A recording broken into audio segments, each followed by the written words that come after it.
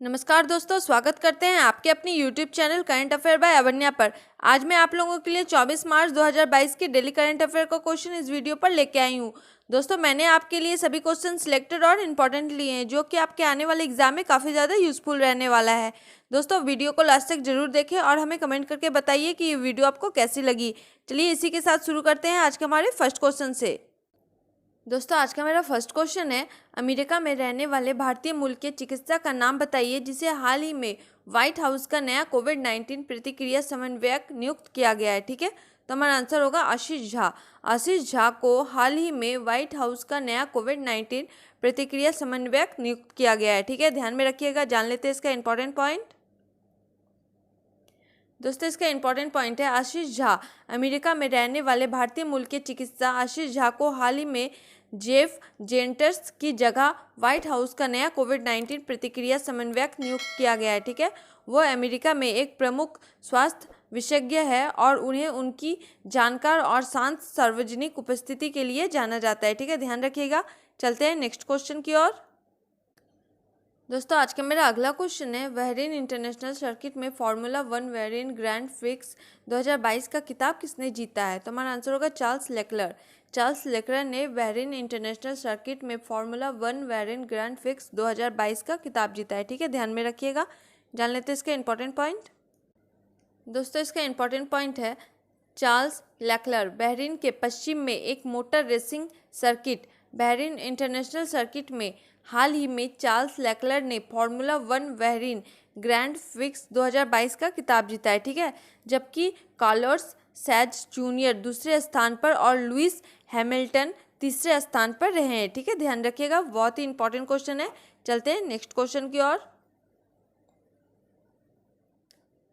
दोस्तों, आज का मेरा अगला क्वेश्चन है, निम्न में से किसने हाल ही में UPI light on device wallet कार्यक्षमता तैयार की है? ठीक है, तो हमारा आंसर होगा national payment corporation of India. National payment corporation of India ने हाल ही में UPI light on device wallet कार्यक्षमता तैयार की है। ठीक है, ध्यान रखिएगा।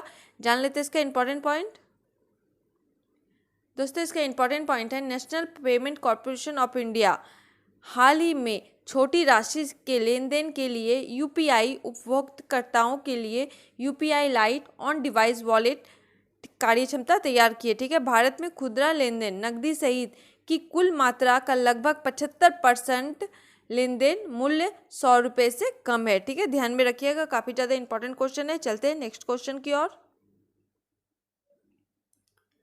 दोस्तों, आज का मेरा अगला क्वेश्चन है, निम्न में से किस बैंक ने हाल ही में स्मार्टअप व्यापार कार्यक्रम और ऑटो फास्ट ऐप लॉन्च करने की घोषणा की है? ठीक है, तो हमारा आंसर होगा एचडीएफसी बैंक। एचडीएफसी बैंक ने हाल ही में स्मार्टअप व्यापार कार्यक्रम और ऑटो फास्ट ऐप लॉन्च करने की घोषणा की है। ठीक है, चलिए जान लेते हैं इसका इंपॉर्टेंट पॉइंट। दोस्तों, इसका इंपॉर्टेंट पॉइंट है, एचडीएफसी बैंक ने हाल ही में लघु व्यवसाय ऋणों को डिजिटल प्रोत्साहन देने के उद्देश्य से स्मार्टअप व्यापार कार्यक्रम और ऑटो फास्ट ऐप लॉन्च करने की घोषणा की है। ठीक है, इस बैंक ने 2.7 मिलियन से अधिक खुदरा विक्रेताओं को जोड़ा है और हर महीने 100,000 बिलियन खरीद रहा है। ठीक है, ध्यान में रखिएगा। दोस्तों, बात हुई है एचडीएफसी की, तो चलिए एचडीएफसी के बारे में कुछ जान लेते हैं। दोस्तों, एचडीएफसी बैंक एक भारत का प्रमुख बैंक है। ठीक है, स्थापना हुआ है अगस्त 1994 में और इसका जो मुख्यालय है वो है मुंबई और चेयरमैन है सीएम वासुदेव और प्रबंध निर्देशक है आदित्य पुरी। ठीक है, ध्यान में रखिएगा। चलते हैं नेक्स्ट क्वेश्चन की ओर। दोस्तों, आज का मेरा अगला क्वेश्चन है, किस क्रिकेटर को मालदीव सरकार द्वारा प्रतिष्ठित स्पोर्ट्स आइकन 2022 स्पोर्ट्स आइकन 2022 पुरस्कार से सम्मानित किया गया है? तो हमारा आंसर होगा सुरेश रैना। सुरेश रैना जी को मालदीव सरकार द्वारा प्रतिष्ठित स्पोर्ट्स आइकॉन 2022 पुरस्कार से सम्मानित किया गया है। ठीक है, चलिए जान लेते हैं इसका इंपॉर्टेंट पॉइंट। दोस्तों, इसका इंपॉर्टेंट पॉइंट है, भारत के पूर्व क्रिकेटर सुरेश रैना को मालदीव स्पोर्ट्स अवार्ड 2022 में प्रतिष्ठित स्पोर्ट्स आइकन 2022 पुरस्कार से सम्मानित किया गया है। ठीक है, मालदीव सरकार ने सुरेश रैना को उनके पूरे कैरियर में विभिन्न उपलब्धियों के लिए इस सम्मान से सम्मानित किया है। ठीक है दोस्तों, और एक यहाँ पे क्वेश्चन बन रहा है, किस अभिनेत्री को international association of working women award से सम्मानित किया गया। ठीक है, international association of working women. ठीक है, तो हमारा आंसर होगा सुष्मिता सेन। सुष्मिता सेन जो अभिनेत्री है उसे international association of working women award से सम्मानित किया गया। ठीक है, चलिए चलते हैं नेक्स्ट क्वेश्चन की ओर। दोस्तों आज का मेरा अगला क्वेश्चन है, हाल ही में शहीद दिवस कब मनाया गया? शहीद दिवस कब मनाया गया? तो हमारा आंसर होगा 23 मार्च। 23 मार्च को शहीद दिवस मनाया गया। ठीक है, चलिए जान लेते हैं इसका इंपॉर्टेंट पॉइंट। दोस्तों इसका इंपॉर्टेंट पॉइंट है, हर साल राष्ट्र 23 मार्च को शहीद दिवस या सर्वोदय दिवस के रूप में मनाया जाता है। ठीक है, यह दिन स्वतंत्र सेनानियां भगत सिंह, सुखदेव थापर और शिवराम राजगुरु की पुण्यतिथि पर श्रद्धांजलि देने के लिए मनाया गया है। ठीक है, जिन्होंने भारत की स्वतंत्रता के लिए अपने प्राणों की आहुति दी थी। ठीक है, साथ ही 30 जनवरी को महात्मा गांधी की याद में मैट्रिक्स डे या शहीद दिवस के रूप में मनाया जाता है। ठीक है, ध्यान में रखिएगा, काफ़ी ज़्यादा इंपॉर्टेंट क्वेश्चन है। चलते हैं नेक्स्ट क्वेश्चन की ओर। दोस्तों आज का मेरा अगला क्वेश्चन है, IQ एयर 2021 विश्व वायु गुणवत्ता रिपोर्ट के अनुसार दुनिया की सबसे प्रदूषित राजधानी कौन सी बनी? तो हमारा आंसर होगा दिल्ली। दिल्ली दुनिया की सबसे प्रदूषित राजधानी बनी IQ एयर 2021 विश्व गुणवत्ता रिपोर्ट के अनुसार। ठीक है, ध्यान में रखिएगा। चलिए जान लेते हैं इसका इंपॉर्टेंट पॉइंट। दोस्तों IQ एयर 2021 की विश्व वायु गुणवत्ता रिपोर्ट के अनुसार नई दिल्ली को लगातार दूसरे वर्ष दुनिया की सबसे प्रदूषित राजधानी शहर का दर्जा दिया गया है। ठीक है, ध्यान में रखिएगा। नई दिल्ली के बाद ढाका बांग्लादेश, एनजमेना चार, दुसाबे ताजिकिस्तान और मस्कट ओमान क्रमशः शीर्ष 5 सबसे प्रदूषित राजधानी शहर है। ठीक है, इस बीच भिवाड़ी भारत का सबसे प्रदूषित शहर था। इसके बाद गाजियाबाद, दिल्ली और जौनपुर का स्थान रहा है। ठीक है दोस्तों, विश्व स्तर पर जान लेते हैं। दोस्तों विश्व स्तर पर बांग्लादेश सबसे प्रदूषित देश था, उसके बाद 4 पाकिस्तान और ताजिकिस्तान थे। भारत 5वां सबसे प्रदूषित देश था। ठीक है, ध्यान में रखिएगा। चलते हैं नेक्स्ट क्वेश्चन की ओर। दोस्तों आज का मेरा अगला क्वेश्चन है, हाल ही में ढोल उत्सव या ढोल यात्रा रंगों का त्यौहार कहाँ मनाया गया? ढोल उत्सव या ढोल यात्रा रंगों का त्यौहार कहाँ मनाया गया? तो हमारा आंसर होगा पश्चिम बंगाल। पश्चिम बंगाल में हाल ही में ढोल उत्सव या ढोल यात्रा रंगों का त्यौहार मनाया गया है। ठीक है, जान लेते हैं इसका इंपॉर्टेंट पॉइंट।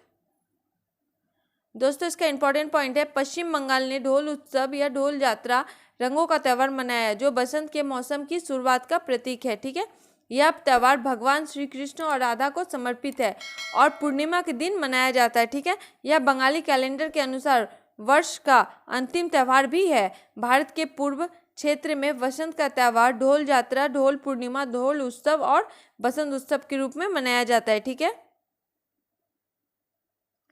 राजस्वी त्यौहार दूसरों पर गुलाल या अबीर फेंककर और सांस्कृतिक कार्यक्रमों में गाकर और नृत्य कर मनाया जाता है। ठीक है, ध्यान में रखिएगा। दोस्तों बात हुई है पश्चिम बंगाल की, तो चलिए पश्चिम बंगाल के बारे में जान लेते हैं।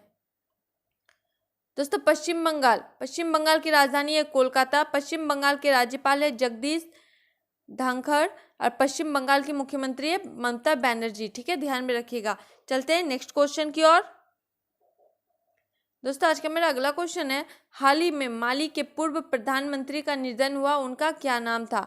माली के पूर्व प्रधानमंत्री, ठीक है, जिनका निधन हुआ उनका क्या नाम था? तो हमारा आंसर होगा सोमेलो बोबे माइगा। ठीक है, ध्यान में रखिएगा। जान लेते हैं इसका इंपॉर्टेंट पॉइंट। दोस्तों इसका इंपॉर्टेंट पॉइंट है, माली के पूर्व प्रधानमंत्री सोमेलो बोबे माइगा का बीमारी के कारण निधन हो गया है। ठीक है, माइगा ने 2017 से 2019 तक माली के प्रधानमंत्री के रूप में कार्य किया है। ठीक है, देश को एक सैन्य जुटा के कब्जे में लेने के बाद अगस्त 2021 में उन्हें हिरासत में ले लिया गया था। उन्हें 2017 में कीता का प्रधानमंत्री नियुक्त किया गया था। ठीक है, लेकिन अप्रैल 2019 में एक नरसिंहा में इस्तीफा दे दिया जिसमें 160 लोग मारे गए थे। ठीक है, ध्यान में रखिएगा। दोस्तों बात हुई है माली की, तो जान लेते हैं माली के बारे में। माली की राजधानी है बमाको और माली की मुद्रा है पश्चिमी अफ्रीकी CAFA फ्रैंक। ठीक है, माली की महाद्वीप है अफ्रीका। ध्यान में रखिएगा, काफ़ी ज़्यादा इंपॉर्टेंट क्वेश्चन है। चलते हैं नेक्स्ट क्वेश्चन की ओर।